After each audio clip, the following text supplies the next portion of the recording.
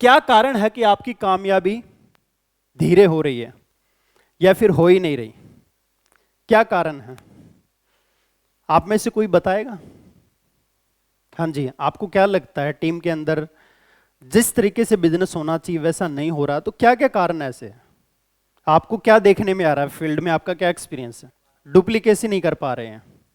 और कोई? हाँ जी, नॉलेज की कमी है, ट्रेनिंग पूरी नहीं मिल पा रही है। हाँ जी, और कोई? जल्दी जल्दी, स्पीडली, सबको पता है, एक एक पॉइंट, पॉइंट से पॉइंट कनेक्ट होता जाएगा, स्पीडली, जल्दी जल्दी। इंप्रूवमेंट ना करना, अपने आप को वहां तक ही सीमित रखना, कुछ नया नहीं सीखना। हाँ जी, और जल्दी। फर्स्ट इनकम पे ज्यादा भरोसा है, वर्कशॉप में ना आना, इस तरीके के इवेंट अटेंड ना करना, क्योंकि जब तक आप कुछ बड़ा दिखाओगे नहीं तब तक वो कुछ बड़ा करेंगे नहीं। आपने उसको छोटा से एक आउटलेट दिखा रखा है, आपने उसको कुछ छोटे छोटे 10-20% वालों से मिला रखा है, तो उतनी सोच भी काम करेगा ना। एक बार कुछ बड़ा बड़ा धमाका दिखा दो, उसको आप हेड ऑफिस विजिट कराओ, उसको कंपनी की फैक्ट्री विजिट कराओ, उनको कंपनी के टॉप 10 टॉप 20 लीडर से मिलाओ, उसके बाद देखो कैसे चिंगारी लगती है काम करने की। और जो बता रहे थे फर्स्ट इनकम, इस पे भी मैं एक बात बताना चाहूंगा। मैंने अभी स्टार्टिंग में क्या बोला था, किसी भी व्यक्ति को फील्ड में मत भेजें, उस व्यक्ति को 10 घंटे की ट्रेनिंग दें, क्योंकि पूरी ट्रेनिंग के बाद फर्स्ट 3 मंथ अगर आपने किसी का फॉलोअप अच्छा ले लिया तो वो आपके साथ एंड तक टिके रहेंगे। पहले 3 महीने ही सारा रोल है हमारा टीम के ऊपर, उसके बाद अगर टाइम बिता दिया तो वो आप ही भागते दौड़ते रहेंगे, वो कुछ नहीं करने वाला। पहले 3 पे आउट उसके अच्छे बनवा दो। अच्छे का मतलब लाखों में तो नहीं बनेगा, माना कि उसको फर्स्ट पे आउट 4-5 हजार का बन जाए, 2-3 हजार का बन जाए, उसको 3 महीने के अंदर 10 हजार क्रॉस करा दो। उसको जैसे तैसे करके सिल्वर गोल्ड निकाल दो 3 महीने में। अगर आपने सिल्वर या गोल्ड निकाल दिया और उसका 10-15 हजार का पे आउट बन गया फर्स्ट 3 मंथ में, उसके बाद उसको दुनिया की कोई ताकत रोक नहीं सकती काम करने से। प्रॉब्लम यह है, हमारे लोग 6-6 महीने तक 20-25% पे घूमते रहते हैं और हम फिर भी उसी के पीछे मेहनत कर रहे हैं। उसका अंदर से जमीर ही मर चुका है काम करने के लिए। कर सकते हैं ऐसा? तो ये सारे, अब हम बात करेंगे कुछ पॉइंट्स, क्या क्या कारण है। कुछ कारण मैं आपको बता रहा हूं जो बहुत बड़े वायरस हैं। अपलाइन को हमारे से इनकम जाती है, लेकिन वो हमारे ऊपर खर्चा नहीं करता।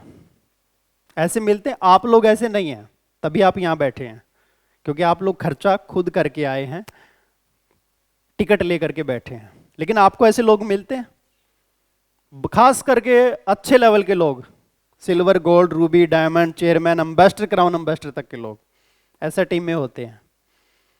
क्योंकि उसको प्रॉब्लम यह है कि इनकम, अपलाइन की इनकम अच्छी बन रही है, तो वो मेरे ऊपर, उसको ये नहीं पता उसकी कितनी लैक्स हैं, कहाँ कहाँ काम कर रहा है, नहीं मेरे ऊपर क्या खर्चा कर रहा है। भाई अगर तू निकम्मा है तो तेरे ऊपर तो वो चवन्ने भी खर्च नहीं करने वाला, और अगर तू एक्टिव व्यक्ति है और काम करने वाला व्यक्ति है तो तेरे को जरूरत ही क्या है? फिर तेरे को जरूरत ही क्या है? निकम्मा ही व्यक्ति ये सोचेगा ना।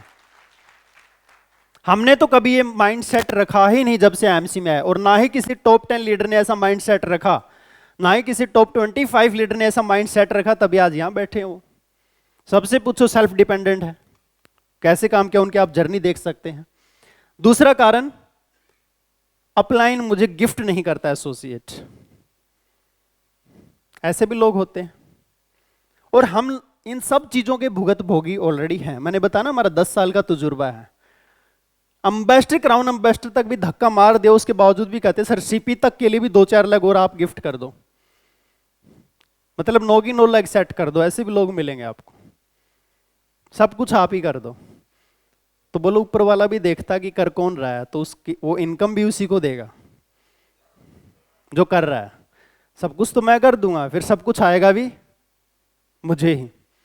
तीसरा जो कारण है, कंपनी का सिस्टम और बिजनेस प्लान ठीक नहीं है। जब देखो कंपनी कुछ ना कुछ अपडेट करती रहती है। सबका अपना अपना माइंड सेट है, लाखों एसोसिएट है तो लाखों अपना अपना विचार रखते हैं, हमारे सामने भी रखते हैं। ठीक है, सिस्टम मुझे अच्छा नहीं लगा, लेकिन इसी सिस्टम और इसी प्लान में भी लोग 30-35 लाख का चेक ले रहे हैं। इसी सिस्टम और इसी प्लान में भी ईयरली लोगों ने 1.5 करोड़ 2 करोड़ 3 करोड़ भी कमाया है। उसके बाद मेरी किस्मत खराब है, जब कुछ भी समझ में ना आए तो किस्मत पे डाल दो, क्योंकि उसका कोई जवाब नहीं देगा। चौथा, पांचवा पॉइंट क्या है? मेरे पास पैसे नहीं है। और काम करने के लिए फील्ड में पैसा जरूरत पड़ती है भाई, आपको बाइक में तेल भी डालना है, आपको ट्रैवल भी करना, आपको टिकट भी परचेज करनी है। मेरे पास काम करने के लिए टाइम नहीं है, क्योंकि घर चलाना है भाई, बीवी बच्चे हैं, संभालना है, तो मैं जॉब कर रहा हूँ, उससे मेरा घर का खर्चा निकलता है, तो उसके अलावा फिर टाइम ही नहीं बचता, कैसे काम करें। और उसके बाद मेरी टीम काम करना बंद कर देती है। सर आईडी तो बहुत लगाई है, लगाता भी रहता हूँ, पर दोबारा प्रोडक्ट नहीं खरीदते। एक बार तो ले लेंगे, एक बार काम कर भी लेंगे, उसके बाद दिखते ही नहीं, फोन ही उठाना बंद कर देते हैं। मैं मेहनत तो बहुत करता हूं लेकिन रिजल्ट नहीं आता। इट मीन्स आप रेगिस्तान में कुआं खोदने की मेहनत कर रहे हैं, जितनी मर्जी कर लो, पानी तो नहीं निकलेगा। आपको क्या पता सर मैं कितना फंसा हुआ हूं, इतनी सारी प्रॉब्लम, दुनिया भर के सारे कष्ट, सारे विपदाएं, सारे लोन मेरे ऊपर ही है। ये कारण है? आप में से कोई है ऐसा जिनको ये कारण नजर आ रहे हैं अपने लिए? चलो हिम्मत करके एक ने हाथ तो खड़ा किया ईमानदारी से, लेकिन आप आ गए, बहुत बड़ी बात है। आपकी टीम में तो ऐसे बहुत होंगे। किसकी टीम में ऐसे लोग हैं? किसकी टीम में ऐसे लोग हैं? ये मान लो अगर 9 कारण है तो किसकी टीम में ऐसे 5 कारण है? कोई ऐसा भी है जिसकी टीम में 9 के 9 कारण है? 5 से ऊपर है, सब भुगत भोगी है। तो अगली स्लाइड उनको जवाब देगी। अगर आप इनमें से कोई भी वाक्य का उपयोग कर रहे हैं तो आपके ऊपर निकम्मापन हावी हो चुका है, मूड नहीं है काम करने का। हमने सिर्फ अपने आप को सेफ रखने के लिए ये एक तरीके से कारण बना रखे हैं। तो चलो इनका सोल्यूशन पे बात करते हैं। अगर आपको आगे बढ़ना है तो करना क्या चाहिए? तो कितने लोग करेंगे ऐसा?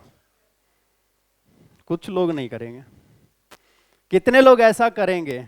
कोई बहुत बड़ी कमिटमेंट नहीं है कि आपको लगता नहीं कर पाएंगे। कितने लोग ऐसा करेंगे? 90% लोग करेंगे, 10% अपनी बात पर अटल हैं। अकेले काम करने की आदत डालना। कर सकता है आप में से कोई कि मुझे अगर कहीं किसी से मिलने जाना है तो मैं अकेला जाऊंगा? अरे किसी सीनियर से मिलाना है तो सेकंड टाइम भी मिला सकता हूं। और आप फर्स्ट टाइम, लोग हाथ काट लेते हैं सीनियर को पहली बार मिलाते ही, क्योंकि आपका जब सीनियर ही उससे फर्स्ट टाइम मिलता है और उसको काम नहीं करना है, वो मूड में नहीं है या कोई भी रीजन है, तो आपने दोबारा मिलने के सारे कारण ही बंद कर दिए।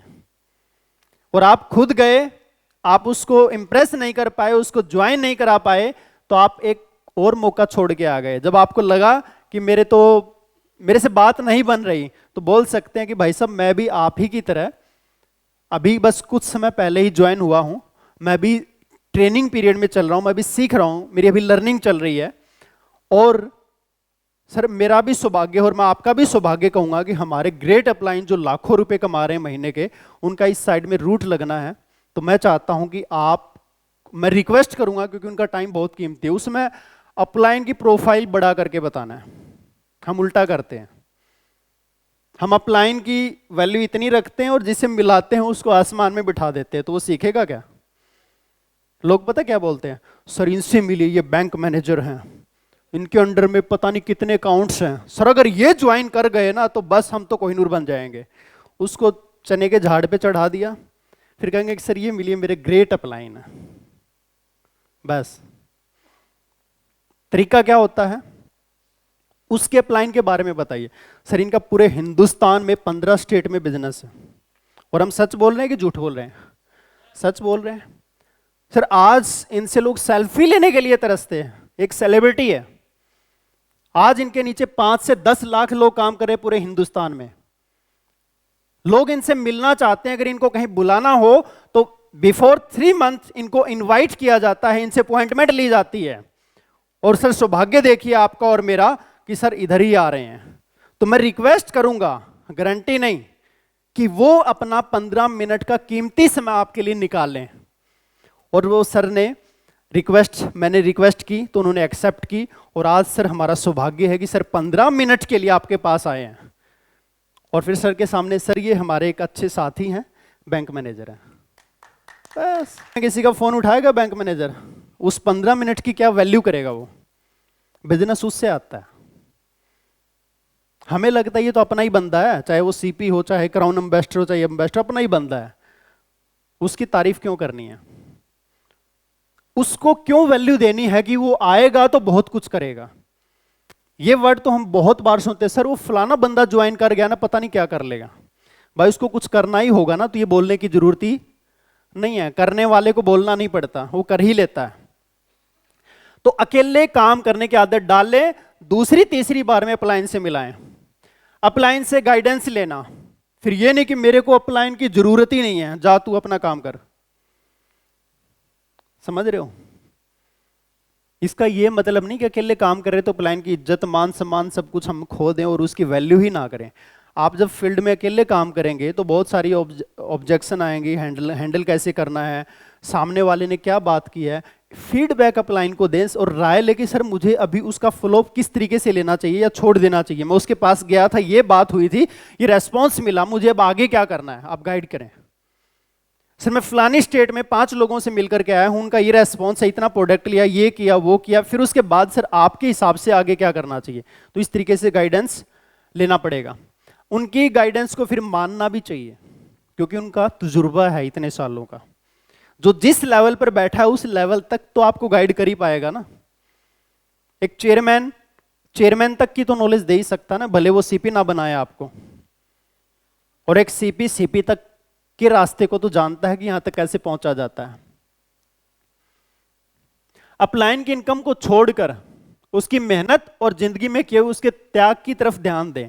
लोगों की नजर ही उसकी गाड़ी और पेआउट पे रहती है, लेकिन उस गाड़ी को लेने के लिए, उस पेआउट को बनाने के लिए उसने कहां कहां धक्के खाए हैं, क्या क्या किया है, कभी पूछा बैठ के? तारीफ करना हम जानते हैं, लेकिन उस तारीफ के लायक वो कैसे बना? जिस दिन डायरी पेन लेकर के बैठ गए ना और उनसे पूछने लगे सर पहले 4 साल में आपका क्या एक्सपीरियंस रहा, वो पूछोगे ना तो कई लोगों को तो रोना ही आ जाएगा कि ऐसा भी करते थे। ट्रेन में हम खड़े होकर के पैसेंजर में एक पैर पे पूरी रात का सफर तय करते थे प्रोडक्ट लाने के लिए लुधियाना, और हमारे पास धर्मशाला या होटल में रहने के पैसे नहीं होते थे, तो ट्रैवलिंग ही रात की करते थे ताकि रुकना ही ना पड़े। और वहां गुरुद्वारे में 1.5 किलोमीटर जा करके वहीं नहा धो करके अपना टी शर्ट डाल ली और कपड़े चेंज किए और ऑफिस पहुंच जाते थे। फिर इवनिंग की ट्रेन वापस पकड़ते थे। फिर रात भर, क्योंकि स्टेशन पे पहुंच गए 7 बजे, ट्रेन 11 बजे की है, ऐसे 4-4-5 घंटे ऐसे ऐसे काम किया हुआ है, तब लोग यहाँ पर जगुआर में घूम रहे हैं। ये हम लोगों ने दिन देखे हैं। एक तुलसी को देने के लिए 8-8 घंटे की ट्रेवलिंग की हुई है, और वहां पर भी उसने उधार में ली। सर अगली बार आएंगे तो उसका पैसा मिल जाएगा, फिर भी हम गए हैं। तभी आज यहां पर 1 to 1 भी काम किया हुआ है, सारे काम करके देखे हैं। तो ये चीजें आप सीखें ताकि आपको अपने मार्ग में आने वाली चीजें फिर उसके आगे तुच्छ लगेंगे। क्योंकि आज हमारे हर 5 किलोमीटर के आसपास आपको प्रोडक्ट्स की अवेलेबिलिटी मिलेगी ही मिलेगी। पहले हमें 300 किलोमीटर तक नहीं मिलता था, 500 किलोमीटर तक नहीं मिलता था, आपको 5 किलोमीटर में कोई ना कोई टीडी आउटलेट मिल ही जाएगा। और आज आईएमसी का नाम सिर्फ बोलो भाई, आप आईडीएसए की साइट पर जाकर के चेक कीजिए, आईडीएसए के मेंबरशिप हमने ली हुई है, उसकी वहीं बोलती बंद। प्रोडक्ट्स की आप अगर पैकेजिंग दिखा देंगे तो वो मुंह से बोलता है, रिजल्ट तो बाद की बात है।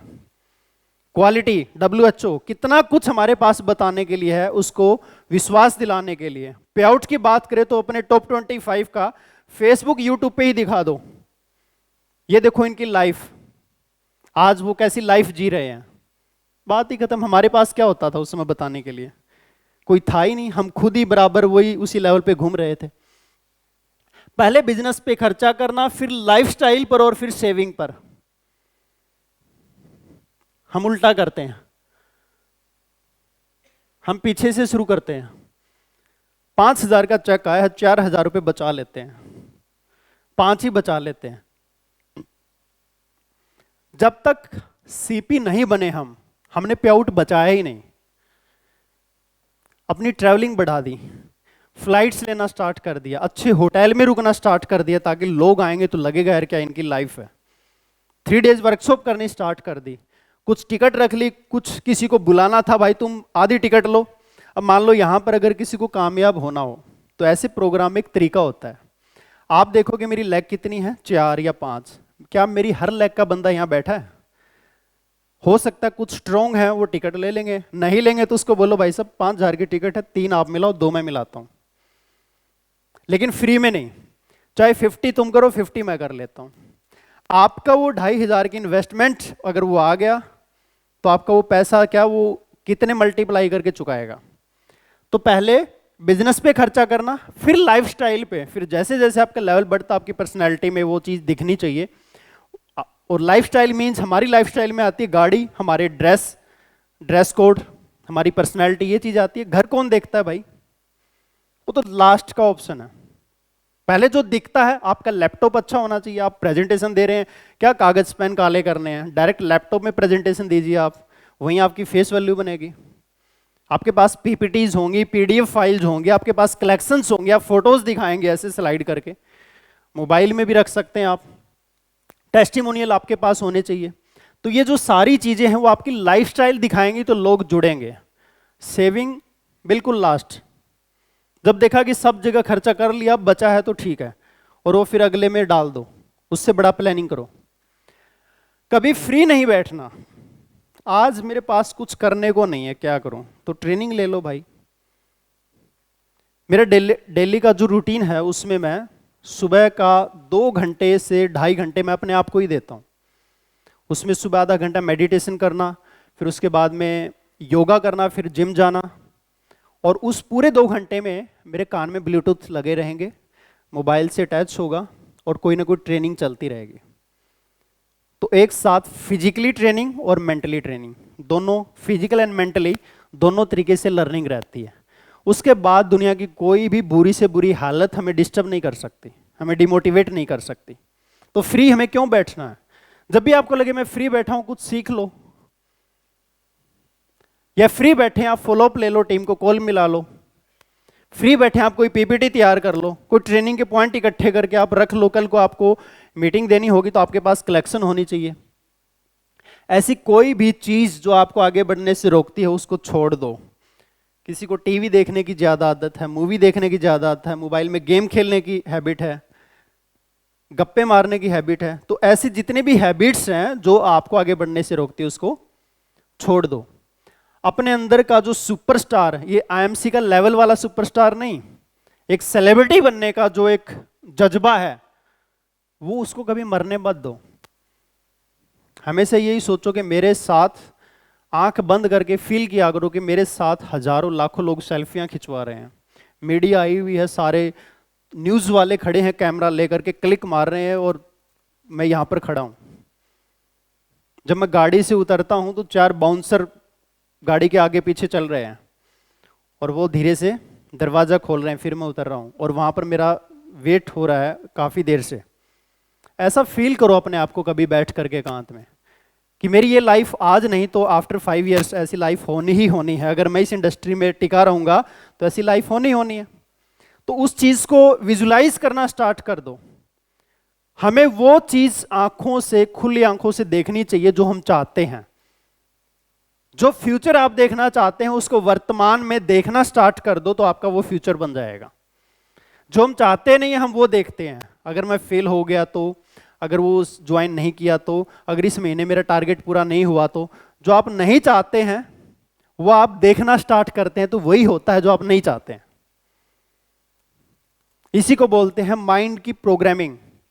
यह बहुत बड़ा टॉपिक है, इसलिए मेरे नाम के आगे एक टाइटल है। अभी तक उसकी ट्रेनिंग पे मैं कभी आया ही नहीं हूं, सबकॉन्शियस माइंड ट्रेनर।